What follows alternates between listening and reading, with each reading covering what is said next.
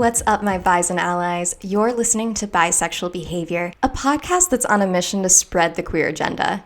I'm your host, Talia, a 30-something bisexual who's made her sexuality her entire personality. I'm kidding. Kind of. Anyway, I've been very eager to share this episode with you. I got our first ever returning guest to join us on the podcast, Sharmi Taylor. Sharmi is the creator of Bi Astrology and the author of Confessions of a Bisexual. She's also the columnist for Bi.org and does a Bi Pop Weekly series that I'm really into. Personally, I think she's one of the best content creators out there that talks about sexuality and pop culture. So it's safe to say that this is going to be a very bisexual episode overall. We talked about Wicked, being deeply bisexual, and how Glenda and Elphaba were basically in love with each other. I'm a very chronically online person, so I also had to talk to Sharmi about all the bad takes I've been seeing about bisexuality on social media lately. I also wanted to quickly thank you all for listening in 2024. I love this show and the community, and I'm really excited to make more content this year. It's been hard to find a balance. I got a second job recently, and I produced this show entirely on my own. So yeah, that's right, folks. It turns out that working 2 jobs and having a podcast is not easy. But I'm really grateful for all of your support and patience along the way. So without further ado, here's Sharmi.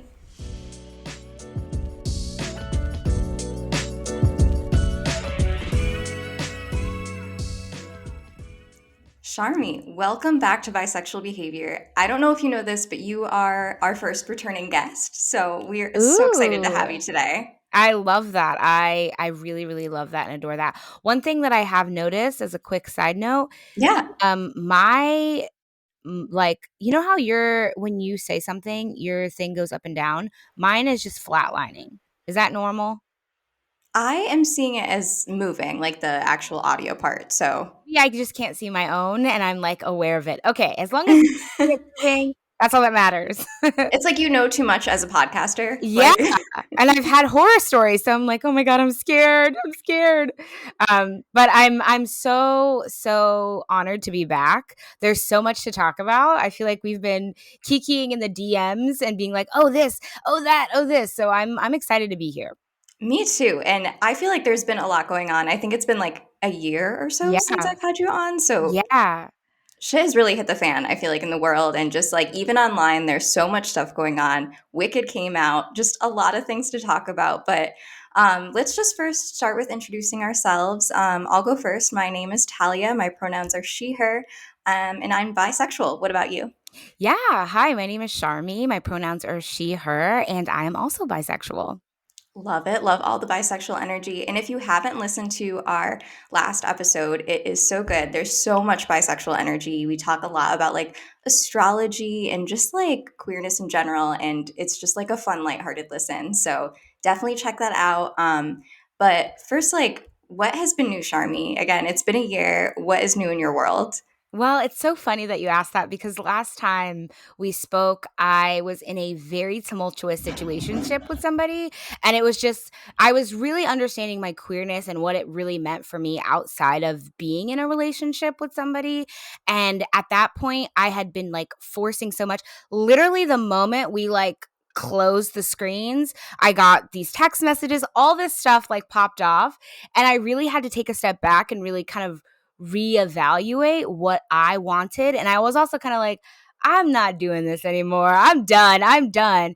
And I think you asked me something like, are you intimidated by, or not intimidated, I'm being very hyperbolic, but like, it was something along the lines of like, are you intimidated by, dating other bisexual women because like men could possibly be in the picture?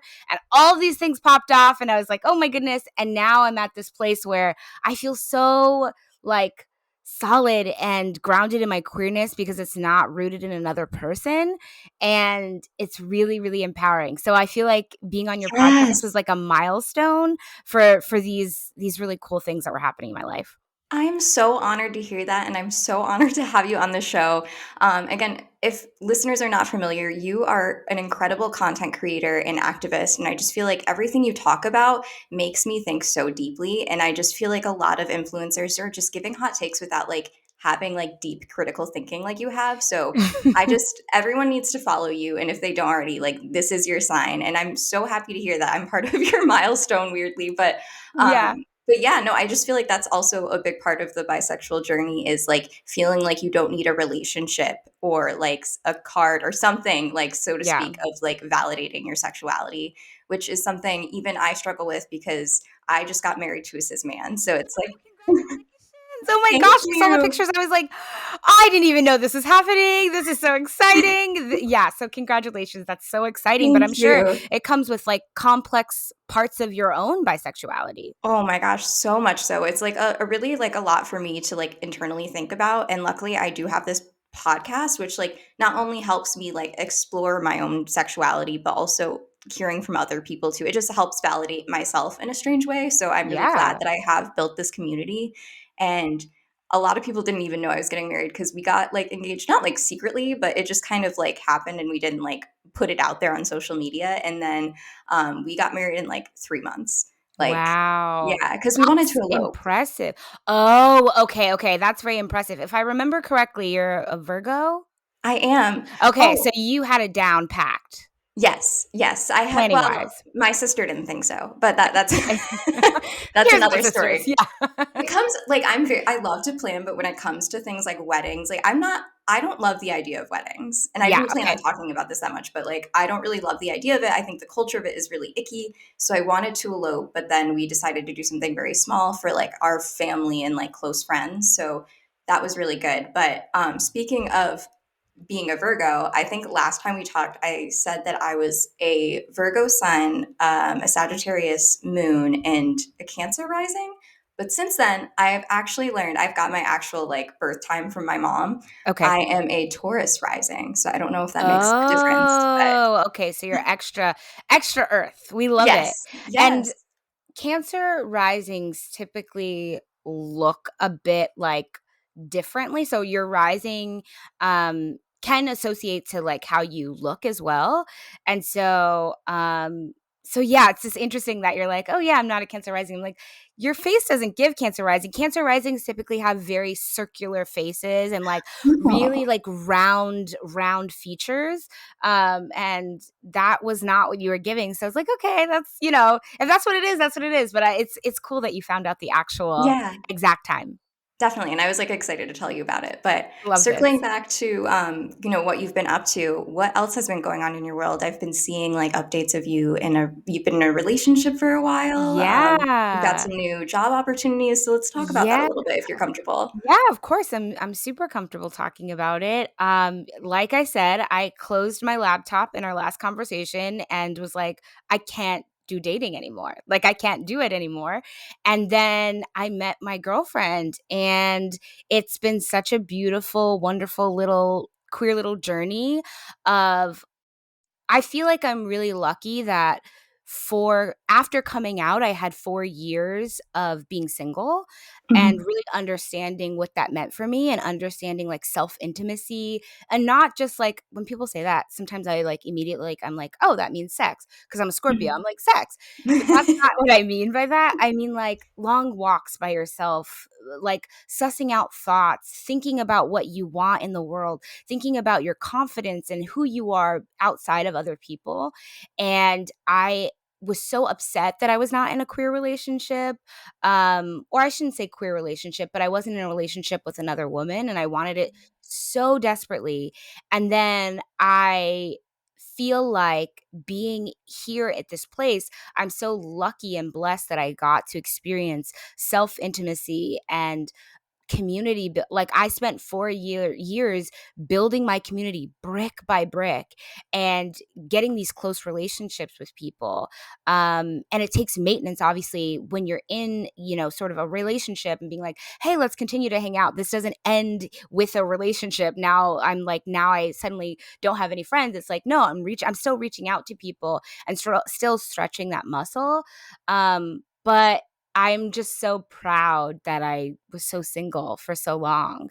And, I would have the single girl blues and I'd, hang out with friends that had partners. And I was like, oh, man, it's never going to happen. And the fact that I feel like, it just, I feel like a late bloomer in many regards, but certainly in like a relationship regard, and having a partner that's just so cool and chill and down and just like, okay, what do you need? Let me know. It's really great. Yeah. It sounds like you've got a great balance too. And I It think you're is. really right that like being single is more important than you think. And it's so hard in the moment. Like you feel like such a like loner, downer, whatever, and just like you feel like you're never gonna find someone, that kind of thing. Like I feel like we all kind of have those similar thoughts when we're single and on the apps, like, oh my God, I'm seeing the same people. I'm never gonna meet someone. But it really like looking back on it, I just feel like that time is like so crucial for self-development. It really is. And then it's also like you're on the apps and you have this scarcity mindset of like, I'm never going to find anybody. And you're swiping and you're like, well, let me just go with this person that has these sort of red flags. And I don't have to think about it that much, but like, let me just like dive into it. And then that turns into a whole other different type of situation. And like, I don't know. I really loved the time that I was single and understanding who I really was, you know? I really Yeah. wanted to be like, I'm bi, now I'm in a relationship, to prove to people that I was lovable. But now it's like, oh yeah, I don't have to effort that. It just is, you know? Exactly. Yeah, that's so true. And Mhm. something, another thing that I saw is you've been doing a lot of like writing in the meantime and like a lot of content creation. And one thing that I saw that you posted recently was a Substack article that you published about Wicked and how the film and like the musical and the story in general is very bisexual. It So is. I was actually really excited to talk to you about that because I had very similar thoughts. I didn't read the book. I'm reading it now for a book club I'm in, and I didn't actually get to see it on Broadway, which was a big bummer as a former theater kid. I think you mentioned you were a theater kid too. Yes. What a pipeline, like theater kid to Yeah, bisexual. Like it's just exactly. It's yes. so there. So I think there's a lot of things about the film itself that's very queer. Like they casted a lot of like openly queer people. Like Cynthia, she's openly queer. I also saw that she's with Lena Waithe. I Lena don't know if Waithe, you yep. yes. Oh, well, I have a long Iconic. history with Lena Waithe. We can talk about that later. But like what an iconic couple. You've got the gay guy, I forget his name. The guy that plays Fiero, Yeah, yes, Piero, who was in yes. Chewing Gum, who's very handsome. I forget his name as well, Yes. but he's Fiero. He I was in forgot he was Chewing in Gum. Chewing Gum. Oh, Okay. I will never forget because that's one of the most iconic TV shows to ever exist. But yes, he's in Chewing Gum as like the weird, like fetishy guy that's like dressed up in African garb, and she's like, okay, Yeah. whatever. Yeah. Yeah, but I think he added a lot of queerness to his role too. Like he just gave like bisexual man energy Yeah. in it. And I don't know if he was because he was flirting with everyone in his song, but I'd love to hear your thoughts on just like what makes Wicked so bisexual, specifically the relationship between Glinda and Elfie, and just like that Yes. dynamic together is just giving a lot of queer experiences from when we were like young. I know it's interesting because like watching it is wild, especially because I first saw it on Broadway, not with the original cast, but I first saw it on Broadway, and seeing it there was at such an interesting time in my life where you're 17, you're like going through all these things, but then finally finding refuge and seeing like queer people who didn't like outwardly say they were queer, but like being in the theater in New York City and being like, something resonates here. I don't know what it is, you know. That feeling all came back up with watching the film version of it, and it's just so queer. And I had never put my finger on the fact that it was queer. It's so incredibly bi. Like the story's like, hello, like big bi flag right at the beginning. They might as well have waved it. But to start off, Elphaba and Glinda, like the thing that really is the catalyst for me is the song Loathing. When they start talking about how much they hate each other while they're like lying in bed and saying their like pulses racing and their heart is going and they hate each other. They just hate each other, but they can't keep their hands off each other. I'm like, okay, come That's on. that's screaming It's sapphic love. screaming sapphic love. It's screaming homoerotic bestie that you deeply despise. And I feel like I've had such similar experiences where I just did not like people. There were so many women in high school, middle school, high school, college, 20s, mid 20s, that I was like, I don't like her. I don't like her at all. I just want to be around her, but I don't like her. Wait a second, I do like her. Like, I feel like the enemies to lovers is like a real like sapphic tale, and I feel like the bisexual experience of having like a homoerotic bestie is, we don't talk about it. I talk about it a lot, but we as a society don't talk about it because it's really embarrassing. Like, I feel deeply embarrassed and shameful about being like 25 years old and having this girl that I would just do errands with all every weekend, and I was like, why do I feel so tingly on the inside every time we're around each other, but we really kind of fight sometimes. But yeah, it's deeply shameful. But I think that in terms of Wicked, Elphaba and Glinda, they start off really hating each other, and then they become really super, super close.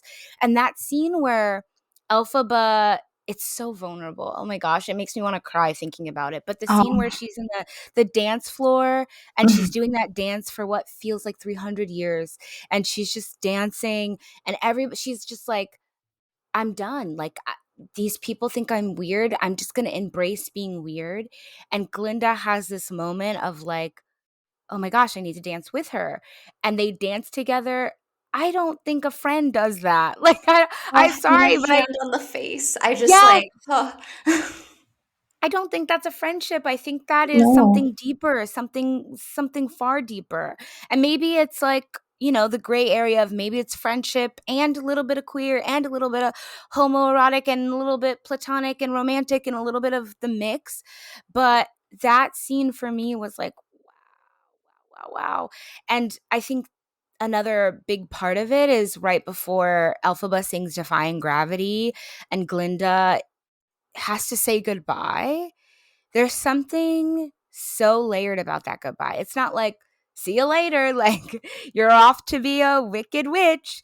Um, it's really, there's something really heartfelt and like this love that will not be able to fully um be realized is not going to happen. And I'm at peace with that. I'm okay with that, but I'm sad because I'm gonna miss you. That's what I got from it. But I'm Definitely. also fruity, so hey.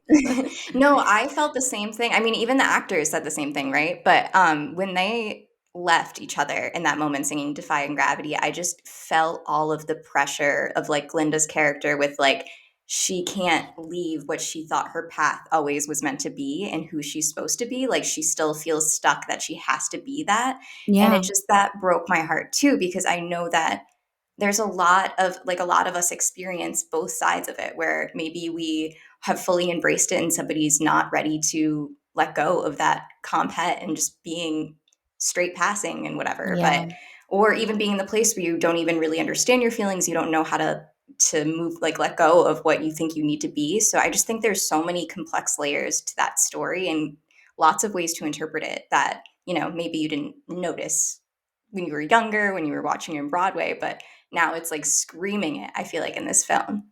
Oh, absolutely. I feel like, and even as like somebody that is an actor, I feel like, before you go into a scene, you're looking at what your intention is. You're building a story. You're putting the pieces together that aren't necessarily on the pages because you're building this world for your character and where your character lives. And that way, when it comes to you saying one word or having a glance or a look or a moment, it becomes so much more colorful. And there's many acting teachers that have said to me like, go for the scariest choice, do the scariest thing that you can possibly do in this scene right now. And I felt that, I definitely felt that with Ariana, I felt that with Cynthia. Yeah. And they really built these really beautiful, vulnerable queer characters. Yeah, they're so nuanced, they're so good. So nuanced, so good. I also feel like the mean girl trope that Glinda has just reminded me of the type of women that I used to like have these homoerotic friendships with. Like I feel like I got so incredibly close to people who are women who were like mean to me, Yep. but then we became inseparable somehow. I don't know like what in it like made it into such a close relationship and why I was so drawn to it, but I just feel like that's a part of it too is almost that like initial like meanness and cattiness, but really like hiding who you deeply are, and the other person kind of seeing that. It's just so interesting to see that. When I was watching Wicked, I was so mad at Glinda the whole time, but I was just like, man, this is the type of girl I would have been obsessed with. I feel like, Exactly. I feel yeah, that the mean girl energy, there's something there's something really interesting about that because I too love a good mean girl. Like I love a good mean girl. I think I've had lots and lots, like you said, lots and lots of homoerotic friendships that started because I was like, she is so mean. I love it. That is so hot. Like I didn't have that language, but I yeah, just thought it was so sexy because there's something very masculine, and energy can be both it can be any gender at all, but there's something so sexy about a woman who says exactly what she feels and is kind of mean, because society doesn't like that unless it's clothed in like a sort of like petite, small, blonde, like pretty, like white girl, conventionally attractive white girl. It's like when you're a mean girl and you don't fit those sort of templates, society has tried to erase that from you. And when I have experienced people do that, I'm like, it is so sexy to just like talk about, like rant about what you hate, what you love. I just think it's so empowering, and there's something very like non-sexually like pleasurable about watching a woman just scream and have rage. And I love a mean girl. yes, yes, you're so right. And I feel like we're all taught to be so polite and so small and just to not take up space and have big opinions or whatever. So I think like those types of things too, it's like almost like wishful thinking. Like I wish that I could be that mean. And that's like almost part of how you can decenter like the patriarchy in a way, is just being mean, which is Yeah. something that like I wouldn't have put together before. But that could be also a reason why I'm so Yeah. attracted to it. Yeah, yeah, it's just it's very interesting. It's very interesting how that happens, but I do love a good. And it's maybe mean is not the right word, but like really assertive women. Yes. And I was actually I was talking to my therapist about this. I'm such a Scorpio, but I was talking to my therapist about this, but all of the men that I have dated in the past have been more on the emotional end of the spectrum, whereas the women that I've dated and the non-binary people that I've dated have been a lot more logical and like sort of like has kind of like a mechanical engineer sort of mind. And there's something really beautiful about society kind of trying to wash something away of you and you being like, nope, this is who I am. I love that. I love that. I feel like a lot of my queer friends are also like that as well, and I adore it. I adore Yeah, it. definitely. And I think when it comes to men that are attractive, I think men that are assertive are just unattractive because that's just like what we deal with. That's like the Default toxic mode. Yeah. default mode. And I just find it way more attractive when a man is not necessarily falling into the toxic masculinity type of, profile. So that could be part of it too. Absolutely. I definitely feel that. I think, you know, uh, feminine and masculine can look so many different ways, but I completely agree. I completely agree. Definitely. And going back to the cast members thinking that Wicked is very bisexual, Ariana Grande herself, I think there's a lot of like controversy because people are like, Ariana Grande is like the straightest girl ever. But then she also had a song with Victoria Monet where there's literally a line where she says that she likes women and men. And people Yes. are like, oh, well, that was a line for Victoria, not for her. Why would she sing a line for Victoria and it's Ariana Grande? I'm sorry. Ariana Grande is like, I feel like our generation's just like diva. Like she's a diva. Again, I love a good diva mean girl. And I don't think she's mean. But like I love a good like assertive person, and she gives, especially when it comes to music, very like almost like control freak energy. Like I Oh, have yeah. to have control of all the cuts. Like I've seen her not physically, personally, but I've seen videos of her in the studio cutting together, editing together the best clips. I've seen an interview with Cynthia saying, okay, we're going to sing live on set. Ariana was the vocal arranger of all these live things. She'd be like, do you like this version or this version? Cynthia would be like, I like this version A. And Ariana was like, got you. I'm going to clip them all together. So she is very much heavily involved when it comes to music. But for this one line that's queer, now all of a sudden she's just not involved. She's just like, Victoria can handle it. Like, no, that is such a good point. that's Also, it's no. not the gays are the only gay thing she's done. Like there's a music video where it's like break up with your girlfriend and she like ends up like flirting with the girlfriend. And then I mean, yes. There's like I didn't even other realize instances. that, but yes, that's so true. That's so true. Yeah, and I think even in Don't Look Up, her character was like bisexual and was talking about how she was hooking up with women in addition to her boyfriend or whatever. But I just think it's like funny that so many people ignore that, along with like other celebrities who don't like come out with a label that they have to have a label to be queer, when really it's like let them like assert their queerness without having to openly say it, and that's still valid.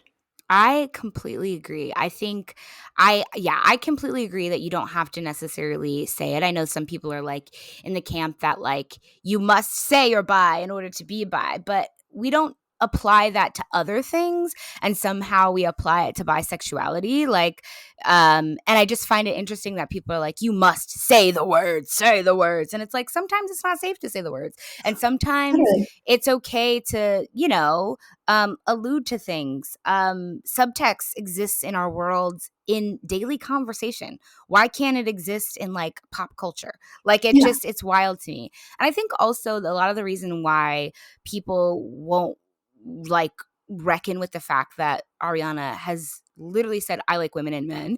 I think a lot of that has to do with like people assume that you have to look a certain way in order to be bisexual.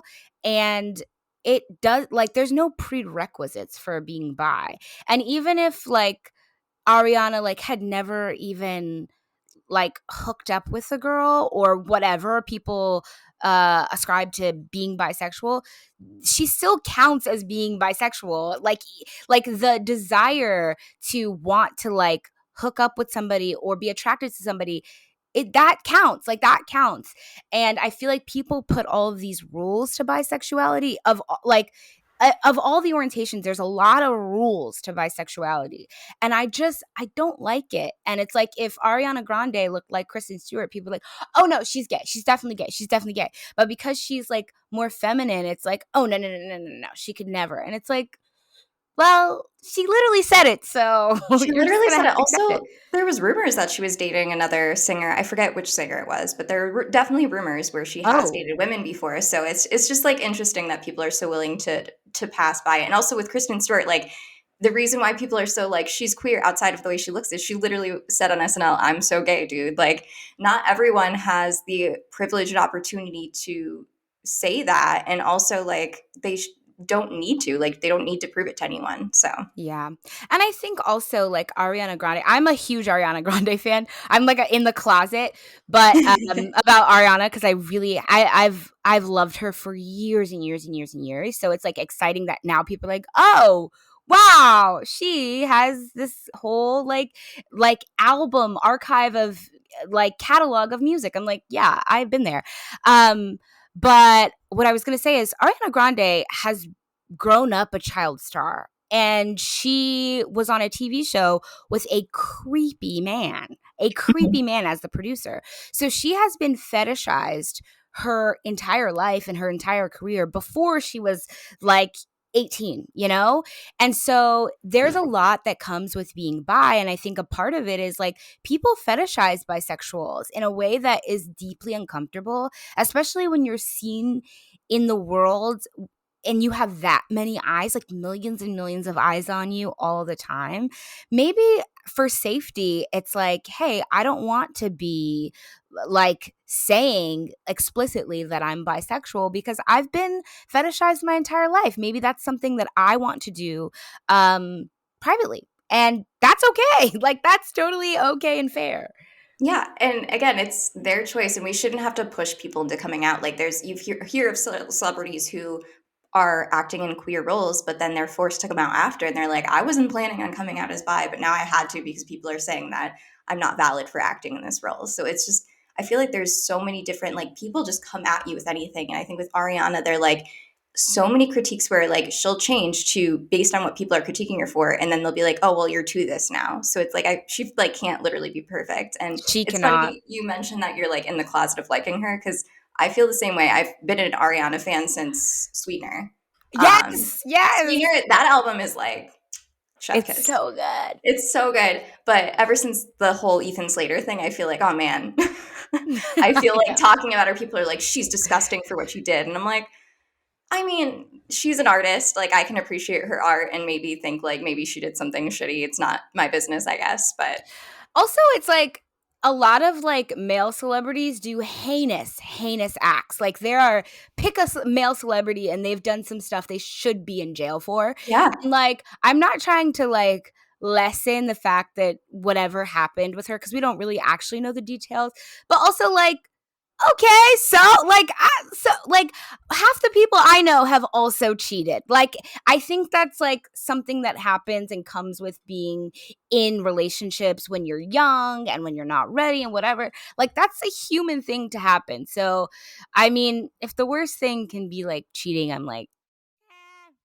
okay, next. Yeah, I think we need to lock up some other people before Ariana yeah. Grande. Like, I'll stop listening to other artists before her. And Eternal Sunshine was pretty good. So whatever. It was so good. It was so good. It made me watch the film because I saw like these interviews about the album and what inspired it. And it was a concept album based on the movie. And I was like, okay, like let me look at it. And I watched the film and it's one of, I had such like, you know how sometimes you watch a film and you're like, ah, that's, that's cool. It's funny. It's whatever. But there's certain films that you watch and you feel something shift inside of you because you feel so seen. That film did that. Like Jim Carrey is such an incredible actor. Not enough people are talking about that. And that film is just so good. It's I feel so like good. it's timeless too. Like It is. yeah, I just across generations, I feel like it's just so powerful. You could watch at any point and not feel like you're gonna feel like it's maybe old because of just like when it was filmed in the outfits. But I just feel like the concept itself is so strong. It really is. And it almost like you were saying, the outfits, it feels like it's not a period piece, but it almost feels like, that, early 2000s, like that vibe. It's always so fun to watch. And the way the film looks, I don't know if it was shot on film. I wouldn't be surprised if it was, but it's like that grainy sort of vibe that you're getting. It's so beautiful. It's so artistic. It's so sad. It's like that sweet sadness. We don't have a word in English for it, but that sweet like sadness that happens of like remembering your humanity. That's what I feel when I watch that film. Yes, and she did such a good job with the music video for that. I feel like she got those same emotions and just like she's just such a good actress. She is. And I think also people don't talk enough about, we're like, Ariana.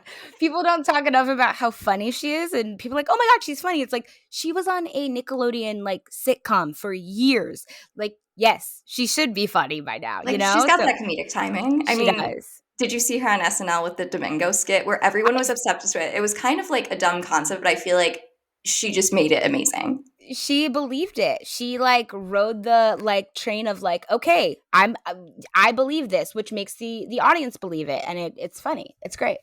Yeah. So we've Mhm. talked a lot about like what people say online about Ariana Grande or Wicked and things of that nature, but I feel like everyone's got a hot take about bisexuality, especially on TikTok. Yeah. Um, there was okay, so a couple months, maybe it was a month or two ago, where there's this content creator who I used to really like. She's a lesbian who lives in the UK now, and she did a lot of like sex education videos early in her YouTube career. So that was like a big part of when I was first starting to date women. It like helped build confidence, but she had this like video where she opened up with like it's okay to not ever want to date a bisexual, and that wasn't like the main point of her video, but it was definitely opened up to be clickbait to get people all amped up to comment. And Absolutely. she went to talk about how she doesn't want to date someone, or it's okay to not want to date someone who is maybe straight culture bisexual, and came up with this term straight culture bisexual, which in my gut, I felt like hurt by it. And I don't know if it's just because it was like, maybe she didn't mean it to be an attack on bisexuals. Maybe it's because I am with a man. So I feel like maybe that is like a targeted at people like me. But I think a lot of bisexuals feel that they can't immerse themselves into queer culture because of comments like that. So Right. those were like things like that on the internet I'm seeing are like, I feel like just continuing this like anti-bisexual, biphobic rhetoric out there, but in different subtle ways. So yeah. Oh my I don't gosh, know I if have you saw so many something like thoughts. that. If you're, yeah, not watching, I am rolling my eyes because it makes me so angry. It hurt me too. You know, as someone who's in a relationship with a woman, it's still it that really hurt me because um I will start with this. I think that the internet likes rage bait. Like rage bait Yes. is interesting. It gets the comments going. It gets people talking. And sometimes you can use rage bait for good, which I think might have been the intention, but I don't know the intention of this person. Um, but it kind of started off rocky, and then saying that bisexuals that live in like straight culture bisexuals is weird to me because we all live in a heteronormative world. Like, it's not like you're like, "Hey, I'm a queer person. I'm gonna live outside of this world and go to another world."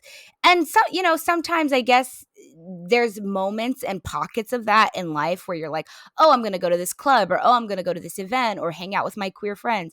But we don't exist in a vacuum. And I think that's the thing that I am so honored to be a bisexual because I realize that existing in the gray area, there's no such thing as straight culture or queer culture bisexuals because we seamlessly know how to flow in and out of that, which monosexual people don't. Like they don't. And it's a learned skill. And I'm finding the older I get, the more I'm realizing that people will try to diminish your light and diminish parts of yourself when they don't understand it, and B, couldn't conceptualize how it works and how to make it work. And that's why when I say like bisexuals are magic, I really mean that. Like, I'm not like, oh, like that's fun. It's fun to say, but it's also true that we exist in this gray area that allows us to buy code switch. We can go to a queer event with lesbians only, which I don't do that because that sometimes can feel overwhelming. But Mhm. then we can also like code switch and be at like work with a bunch of straight people and be like, okay, like here we are. But we don't exist in a vacuum. Like ideally my utopia is existing amongst a bunch of bisexual femmes. We live on a commune, and we like collectively have like 3 cars, and we like farm. Like that would be the utopia, but we don't live in that world, unfortunately. And so bisexuals are able to flow in and out of that. So I feel like that comment was so bizarre because it felt like similar to when you know, when you're calling in like a white creator influencer, and they're like, well, I have black friends, like da da da. It felt like, and as a black person you could tell, you're like, I could tell you have one black friend, you don't know their middle name, you've never met their family, I could tell you don't have black friends.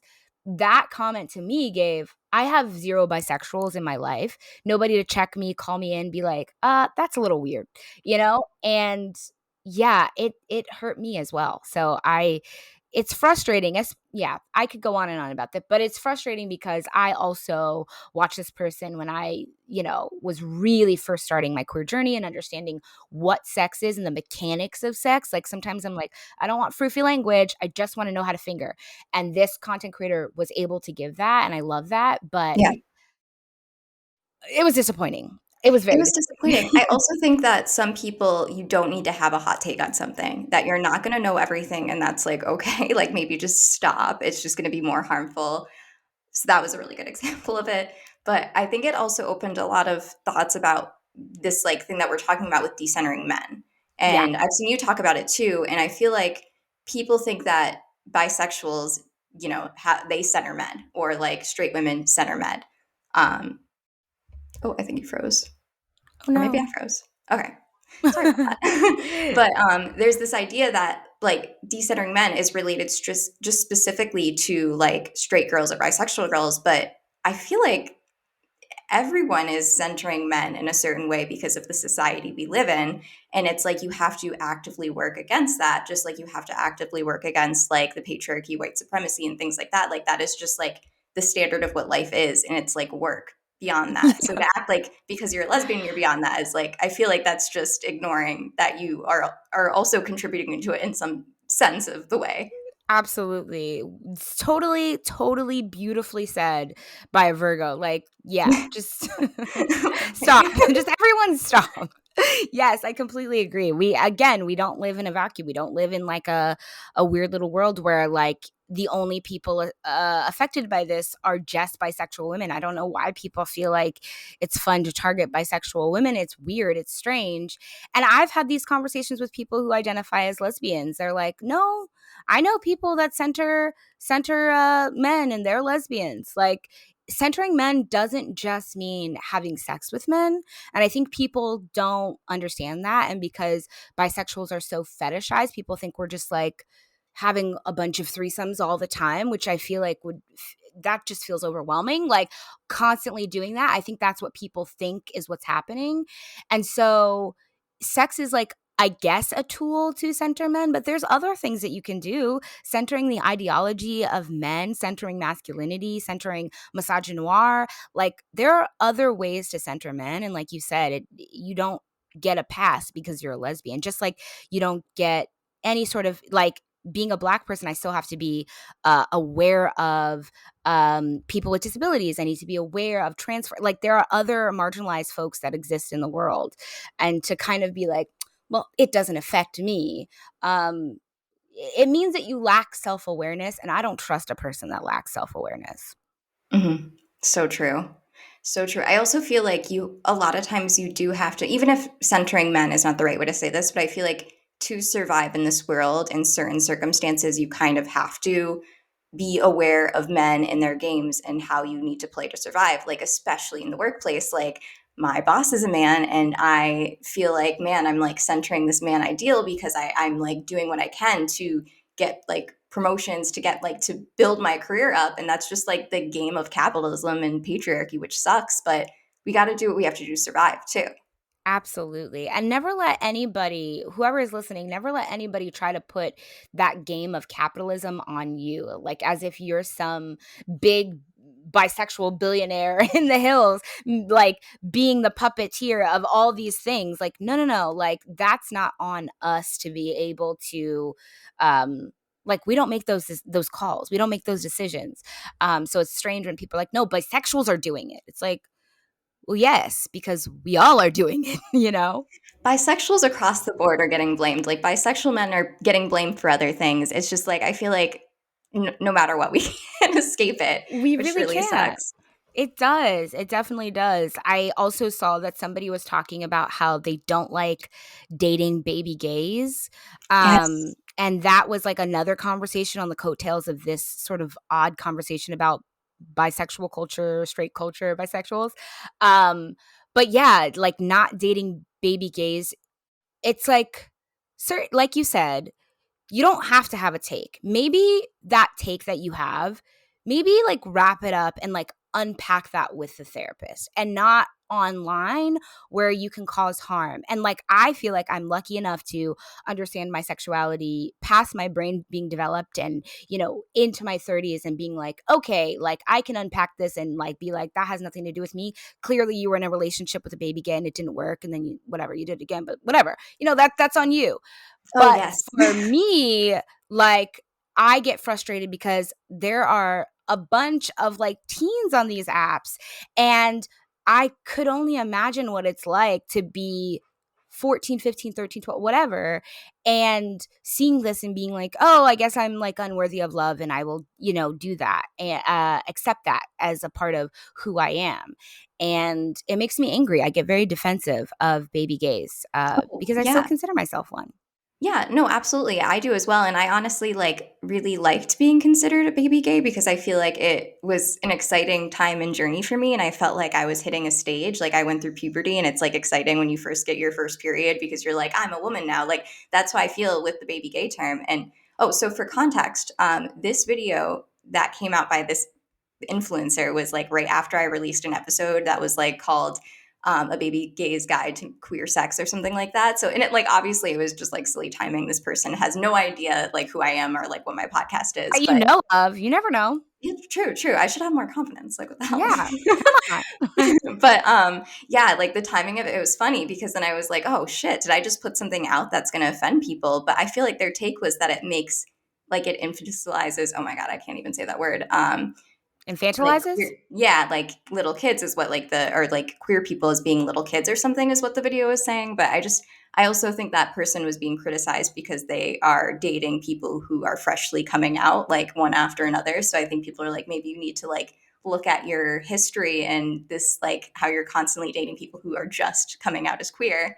But yeah, I just feel like the take just kind of took away the joy from the process in a sense. Yeah, absolutely. And like, I don't want to say this online. Like, I don't want to be the person that's like, go to a specialist and figure this out with somebody of why you keep dating people like this. Like, that, go do that. But the fact that this person put it there, I'm like, well, now it's here. Now we got to talk about it because this is ridiculous and absurd. Yeah, it's just again like people thinking that they have a voice online, so they should just put out hot takes that they think will get engagement. And I think a lot of it is like an analytical thing, like a rage bait thing. And I just like, I don't know. That's why I'm so cautious about posting stuff on TikTok because I'm like, I feel like my takes are not going to be hitting the same way somebody else will say it, or I just don't, I don't know. I'm not contributing to the conversation in a positive way. So I'm not going to say it. So I think people need to like think critically about like how that's going to land. And I think also people who like lack this sort of self-awareness and like a self-check don't have those thoughts. They're not like, Mhm. oh, well, actually, maybe this will be perceived this way or that way. That's So true. I honestly think that, this is a time that we're living in where people need to be critical of all media. Like everything you watch is political. Everything you listen to and take in media wise is very deeply, profoundly political. And, at this time, it feels like there's a real push towards things being really conservative, like really conservative, just in like, even in like queer people that like we were talking about, like people that I followed for years and years. I'm like, where did this come from? What happened? Like you would have never said that 5 years ago. And so it's interesting that we're seeing sort of this cycle happen. I just think people in general, rage bait it's just it's a hot button thing. Um, and people just need to be very deeply critical of like asking yourself, why is this person saying what they're saying? Are they trying to sell me something? Is it an idea? Is it a product? What is this product and what is this product connected to? I took lots of theater classes when I was studying theater. And my one theater professor, who is just this icon, she was in the Phantom of the Opera on Broadway. She has this big presence. She would always be like in the middle of the room, like just like very like big, bold energy. And she would say, follow the money. Always follow the money. Like it really tells you what you're seeing and why you're seeing it. And yeah, people just need to be very critical of things and just not just like passively consuming media. This is the time to actively be like, hey, this doesn't make any sense. Yeah, and if something makes you feel weird, if you see something that's shocking or makes you feel weird, maybe look into it to see if that's a real thing. Like I feel so because I studied communications and I took like a lot of media literacy courses, and I feel like that helped me be able to function on the internet. But that nobody gets those kind of courses unless again you're studying marketing or communications. So it's like people are just out there not knowing what is real, what's harmful, and just we can't blame people for not understanding those things, but like I feel like again that's how capitalism will get you is they know that people will see something that's passionate and just believe it. Yep.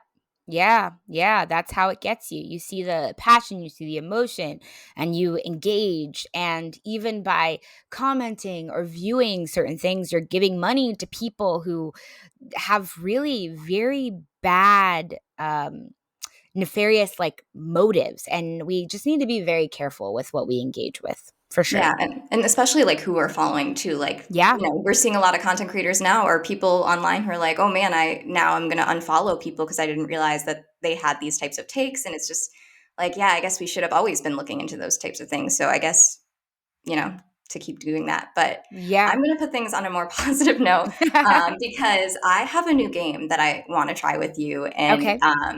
and I haven't done a game on the show in a while, so I think this will be really fun, and it's called What's More Bisexual. And Okay. Love basically, this. I'm gonna have you pick. We're gonna do a couple rounds. I'm gonna have you pick what you think is more bisexual, and we can talk about why. But Okay. I'm really excited to try this with you. So, Okay.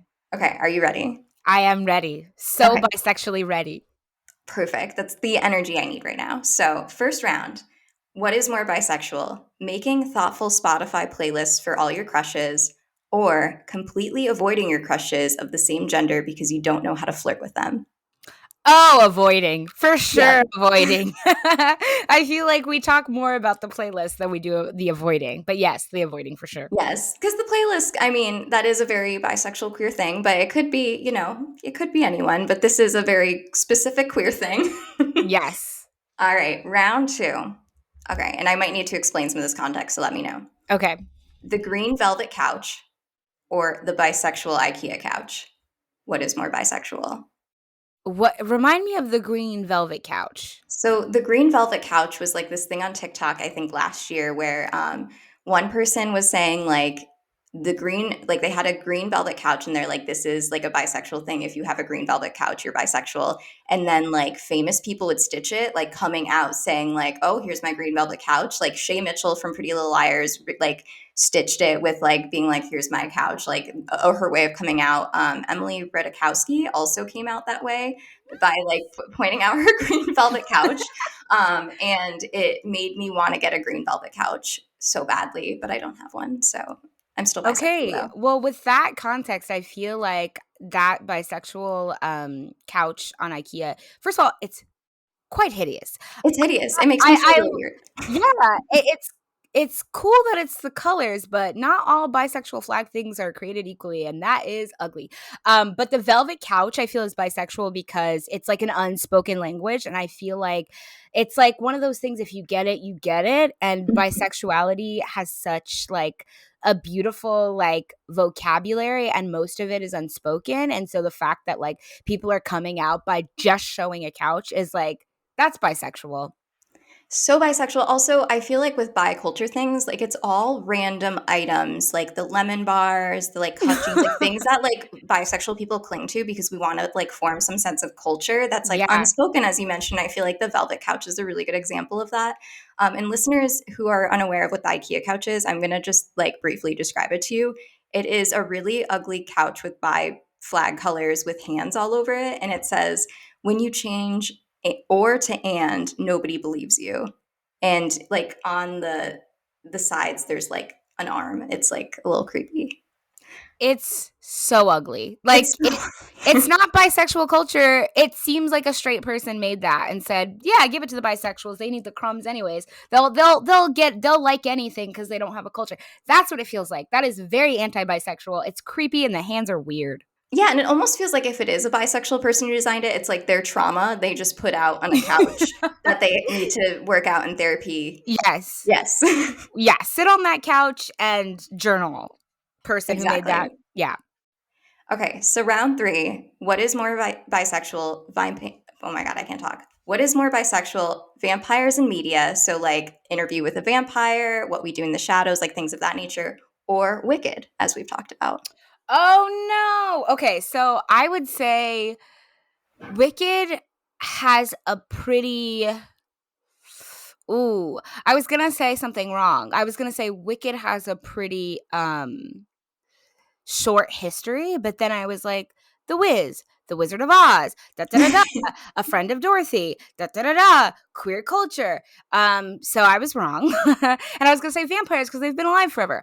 But I'm actually going to say Wicked because it has a long history of queerness, especially with like The Wizard of Oz and gay men kind of coining the term like A Friend of Dorothy and what that did for queer culture. And it's so camp, The Wizard of Oz. And then The Wiz with Diana Ross, like, what the heck? And Michael Jackson, like, and Motown, like, Wicked is like there's like a tree and like there's the Wizard of Oz and the Wiz and like it connects so many things. It's very bisexual. Sorry, that was very long-winded. I was working it No, out for I myself. like also didn't think of the history behind Wicked and like the Friends of Dorothy thing, but I had a tough one with this one because I feel like vampires being bisexual exists in a different realm than what Wicked is, because Wicked is like bisexuality in compet and just like fascism in the world that we kind of live in almost today. Whereas Yeah. vampires, they're like more free bisexuals. So it was like it's like almost like bisexuality on a different scale, which is kind of interesting.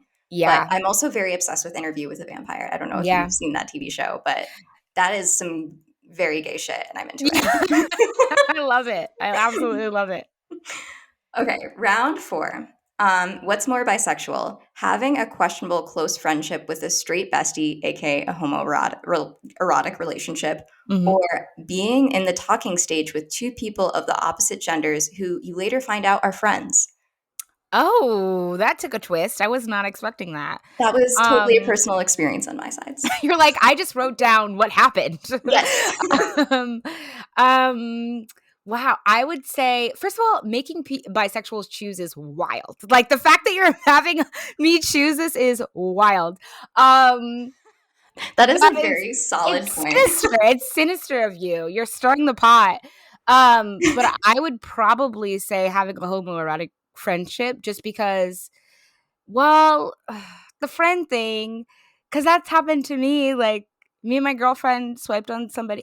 Anyways, wow, having me choose. But I will say homoerotic friendship just because I feel like it's just so canon. Like, It is and very it's canon. it's just it just happens. The other stuff happens, I feel like later on, but like the homoerotic friendship, that's always a steady constant thing with being bi.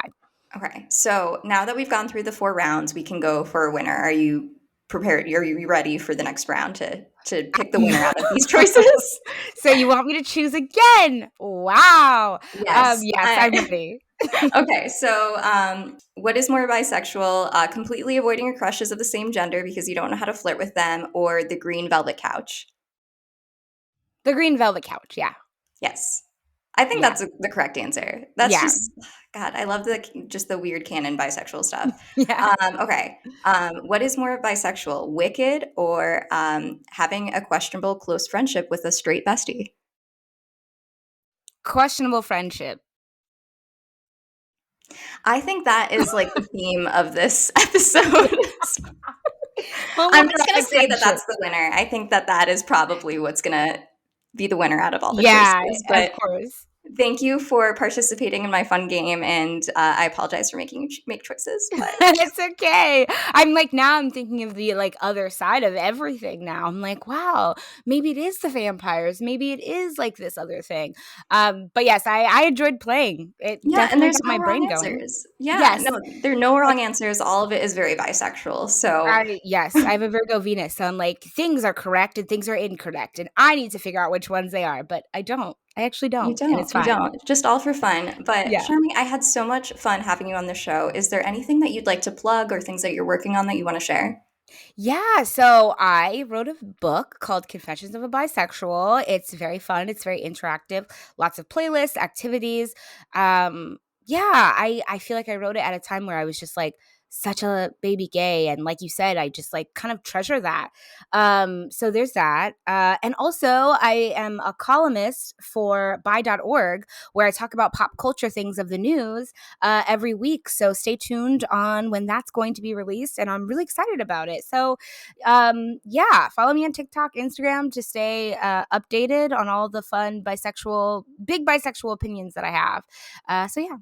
Yeah. Well, thank you again for joining. Also, thank you for all the content you put out there. I feel like we need more bisexual stuff, and you're just really delivering. So thank you so much. It means a lot to me. I'm being roasted in the comments by teenagers today. So I needed that. So thank you. I feel like that's just like, to be a content creator, it means that you're doing well if teenagers are roasting you, right? That's like a rite of passage. So I would just take it as a good thing. Okay, I love that. I love that. All right. Well, thank you very much. Thank you.